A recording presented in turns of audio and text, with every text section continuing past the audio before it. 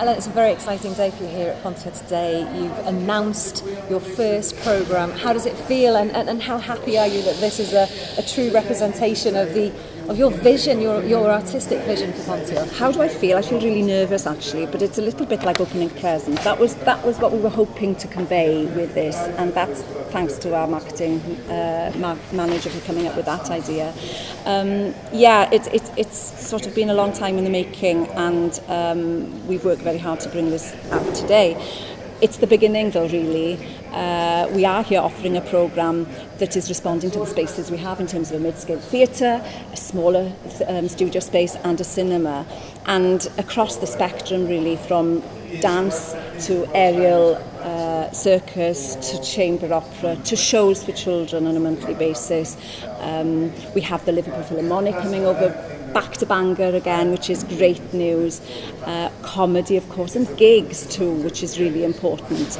So we're trying to make use of the spaces in a way that shows them off and also enables us to learn from that experience and to learn what works and what doesn't work so well. So what was the biggest challenge? Was it trying to please everyone, or was it pushing this place to its limits?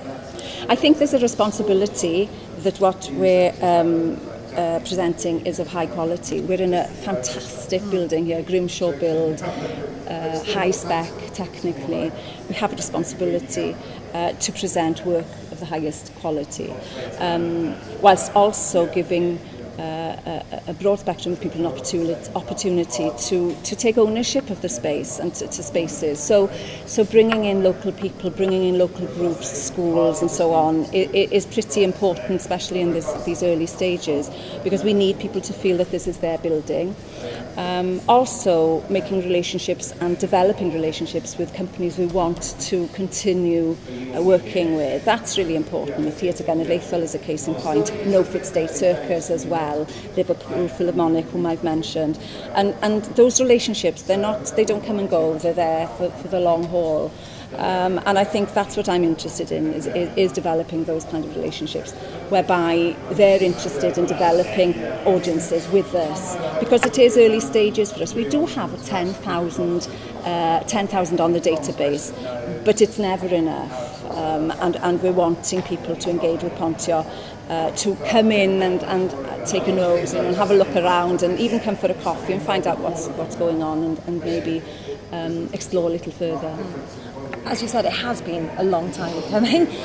People are desperately wanting Pontio to be a success, and this hopefully in that towards that end is going to satisfy and quench their thirst for all this wonderful culture that is available. I mean, yes, I think if we think about it, there hasn't been a focus for the arts in Bangor since 2008, and for sure Pontio now is giving that focus physically in terms of Pontio build in the centre of Bangor. And so I think that what we have a challenge on our hands, and I think it's about creating intrigue through the product and enabling people to think beyond those walls and those doors, and to take that brave step inside.